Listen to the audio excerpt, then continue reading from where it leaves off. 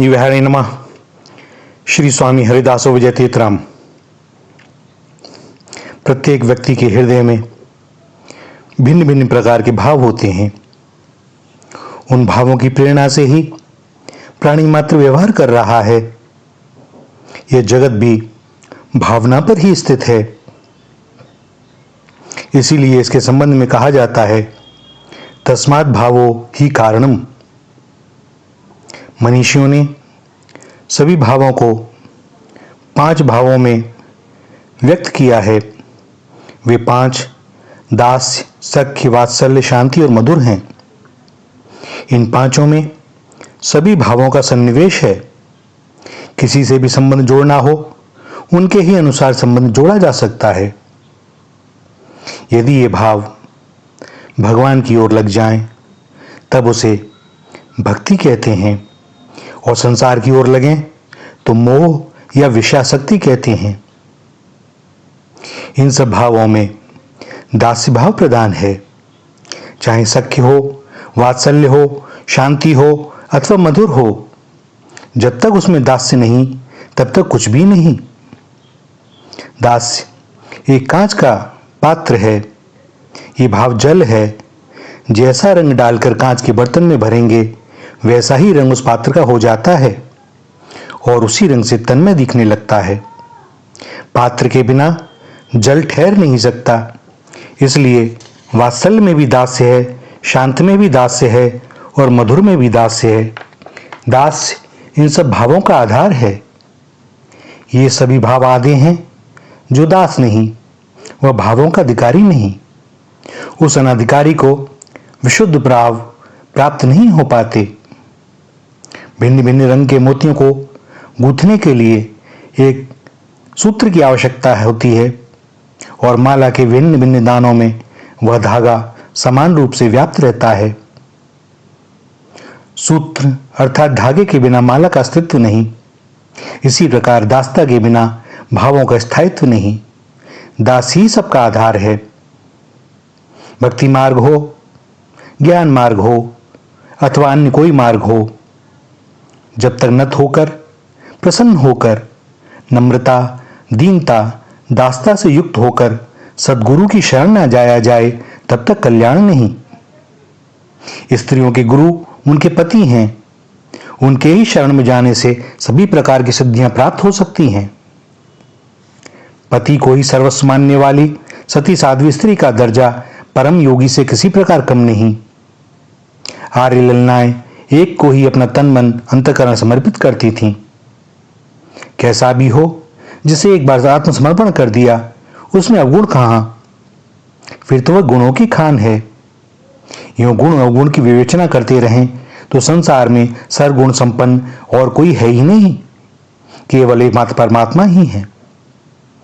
पूर्व जन्मों के संस्कारों से अथवा भगवत कृपा से इस हाड़ मास युक्त पुरुष में यदि किसी स्त्री का पति भाव ना हो, यदि कोई स्त्री नंद नंदन को ही अपने पति रूप में वर्ण कर चुकी हो, तो उसके लिए पति की कोई आवश्यकता नहीं। इससे न धर्म का व्यतिक्रम होता है और न समाज का ही कोई नियम भंग होता है। जिसका संबंध उन सर्वेश्वर से होगा, जिसने पति रूप से उन पुरुषोत्तम का वर्ण किया होगा, उसे जागृत में क्या स्वप्न में भी कभी पौरुषीय इंद्रिय सुख की इच्छा होगी? इंद्रिय सुखों में पतन है, च्युति है, किंतु अच्युत के साथ के सुख में पतन की कोई संभावना नहीं। वे तो स्वयं ही आत्माराम और योगेश्वर हैं। भाग्योदय से जिसे उन्हें अच्युत की दास्ता प्राप्त हो गई, वह तो त्रिलोक पूज्य है। किंतु ऐसी भाग्यशालिनी महिलाएं लाखों क्या करोड़ों में एक होती हैं। मीरा ऐसी ही एक भाग्यशालिनी थी। उन्होंने बार बार कहा, मेरी प्रीति पुरवली मैं काई करूं। उन्हें विश्वास था कि मेरे जन्मांतर में पति भी यही गिरधर गोपाल थे। मीरा कहे, प्रभु गिरधर नागर जन्म जन्म की दासी रे। उस जन्म जन्मांतर की दासी ने सचमुच ब्रज गोपिकाओं के प्रेम का सच्चा आदर्श उपस्थित कर दिया। दास्य भाव की पराकाष्ठा मीरा के प्रत्येक पद से प्रकट होती है। सेवक अपने तन मन को स्वामी की सेवा में समर्पित कर देता है। उसका नियम, धर्म, पाठ, पूजा, जप, तप, तीर्थ, व्रत सभी अपने स्वामी की मजदूरी करना है। स्वामी को सुख मिले, अपने किसी व्यवहार से स्वामी को संकोच ना हो, यही सेवक की सदा लालसा बनी रहती है। स्वामी के मनोभावों को समझकर स्वयं स्वतः ही उनकी सेवा में तत्पर रहना, यही भाव है। अपने शरीर से जो भी उपकार हो सके उसमें अपना परम सौभाग्य समझना चाहिए। महाभाग्यवती मीरा जी को ऐसी दास्यता प्राप्त थी।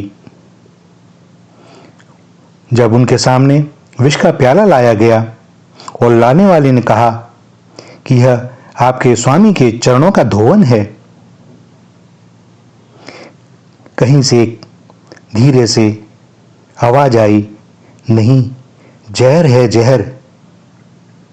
किंतु मीरा मानी नहीं। भला स्वामी का चरण धोवन यह तो बड़े भाग्य से मिलता है। और वह मत वाली पी गई और उसका बाल भी बांका ना हुआ, क्योंकि वह अपनी गिरधर स्वामी की सच्ची दासी थी, उन्हीं की आज्ञा से चलने वाली थी, उनकी प्रसन्नता के लिए सब कुछ करने को तैयार थी।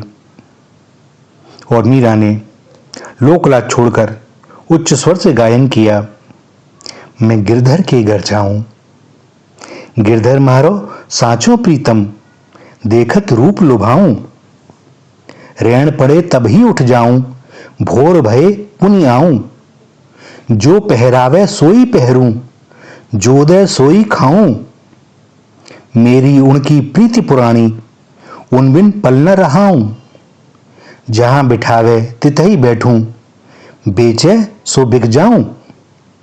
मीरा के प्रभु गिरधर नागर, बार बार बलि जाऊं। कितनी महत्वपूर्ण बात। जहां बिठावे तितही बैठूं, बेचे सो बिक जाऊं, यह दास्य भाव की पराकाष्ठा है। अपने स्वामी को सर्वस्व सौंपकर उनकी सेवा में तत्पर रहना ही मनुष्य मात्र का एकमात्र कर्तव्य है। दासता में जितना सुख है, यह उपासना जितनी सर्वव्यापक है, उतनी दूसरी कोई नहीं। मीरा जी की भावना इस विषय में कितनी ऊंची है। उनके अपने सच्चे स्वामी को रिझाने के लिए वे कैसी तन्मय हैं, कैसी कैसी आशाएं वे बांध रही हैं। वे यदि कुछ मांगती हैं तो यही कि पुरुष भूषण देहि दास्यम, हे पुरुषोत्तम अपनी टहलनी बना लो। अच्छा, टहलनी दासी बनोगी तो काम क्या करोगी और मजदूरी क्या लोगी?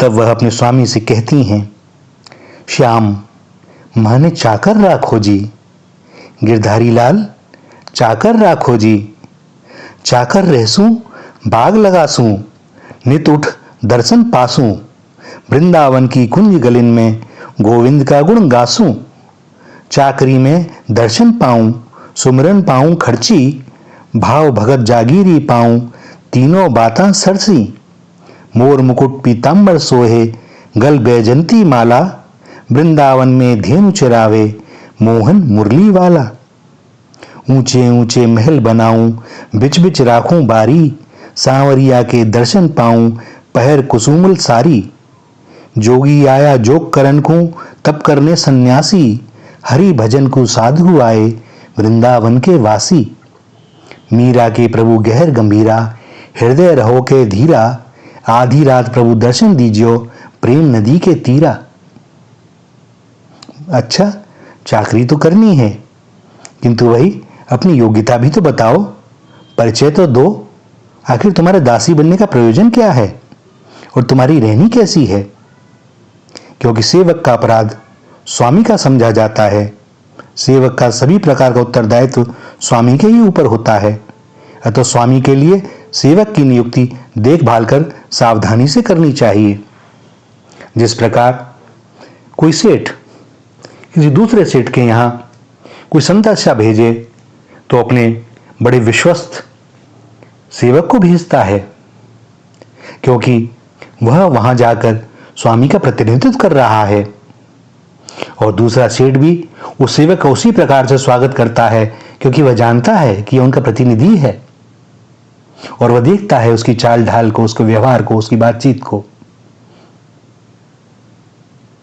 और वहां यदि कोई दोष नजर आता है तो वह उस स्वामी का ही दोष समझा जाता है, सेवक का नहीं, क्योंकि जिसने उसे रख रखा है वही उसके लिए उत्तरदायी है। बहुत से लोग तो नाम के लिए झूठे सेवक बन जाते हैं और अपना मतलब साध कर चले जाते हैं, किंतु मीरा जी कहती हैं, न नाथ, मुझे ऐसी सेवा नहीं चाहिए, मैं तो आपकी सच्ची सेविका बनना चाहती हूं और इसके लिए आप बड़ी कृपा करें मेरे ऊपर। और उन्होंने अपने स्वामी श्री गिरधरलाल जी के सामने प्रेम भरे कंठ से आर्त होकर यह पद गाया और स्वयं को सेवा में नियुक्त करने की प्रार्थना की। मीरा को प्रभु सांची दासी बनाओ, झूठे धंधों से मेरा फंदा छुड़ाओ, लूटे ही खेत विवेक का डेरा, बुद्धिबल जद भी करूं बहुत तेरा, हाय हाय नहीं कछु बस मेरा, मरत हूं विवश प्रभु धाओ सवेरा, धर्म उपदेश नित प्रति सुनती हूं, मन कुचाल से भी डरती हूं, सदा साधु सेवा करती हूं, सुमिरन ध्यान में चित धरती हूं, भक्ति मार्ग दासी को दिखाओ, मीरा को प्रभु सांची दासी बनाओ। और बस उनकी तीव्र लगन और उनकी सेवा भाव, हृदय की शुद्धता और स्वामी के प्रति दृढ़ विश्वास को देखते हुए अपना ही तो लिया प्रभु ने उनको, और कैसा अपनाया जैसा इस जगत में कभी नहीं हुआ। उन्होंने क्या क्या दुख नहीं देखे, लेकिन सब स्वामी की इच्छा जानकर उन्होंने सब बड़े आनंद से सहा। जैसे भक्त प्रहलाद को पर विश्वास था भगवान पर, भैया दृढ़ विश्वास, कितनी भी प्रतिकूल परिस्थिति क्यों ना हो, सदैव स्मरण रहे कि वह हमारे लिए कल्याणकारी ही है, मंगलकारी ही है, और उस समय भी हम अपने धर्म से न डिगें। अनिधि सुंदरी मीरा भगवान के ध्यान में लीन, हाथ में तंबूरा लिए गा रही हैं, दिए सुध नहीं है, नाच रही हैं, और नाचते नाचते एक स्थिति ऐसी आई जैसे मानो एक विद्युत सी कौंधी हो। इतना प्रकाश हो गया कि कुछ भी देख पाना संभव न रहा। मीरा मीरा न रही, वह गर्भगृह में प्रवेश कर गई और ठाकुर जी ने उन्हें अपनी हृदय से लगा लिया। वे समा गई ठाकुर जी में। कुछ समय बाद जब सबको चेत आया तो देखा ठाकुर जी के श्री विग्रह के पास लटकता हुआ मीरा के आंचल का एक छोर। अपनी सेव्या को सर्वभांति अपना लिया स्वामी ने। वे बड़े दयालु हैं, करुणा निदान है। भैया उनके और उनके भक्तों के किसी भी गुण का वर्णन करना संभव है, क्योंकि भक्त की एक स्थिति आती है, दोनों में कोई भेद नहीं रहता। स्वामी के सभी गुण उस सेवक में परिलक्षित होने लगते हैं, और भला क्यों ना हो, एक ही तो डीएनए है। जब जांच होती है तो वही निकलता है। हम सभी अच्युत गोत्री हैं, उन्हीं के हैं। बस संसार का यह माया मोह छूटा नहीं कि सर्वत्र वे ही वे हैं, दूसरा है ही कौन। श्री राधा श्री राधा श्री राधा।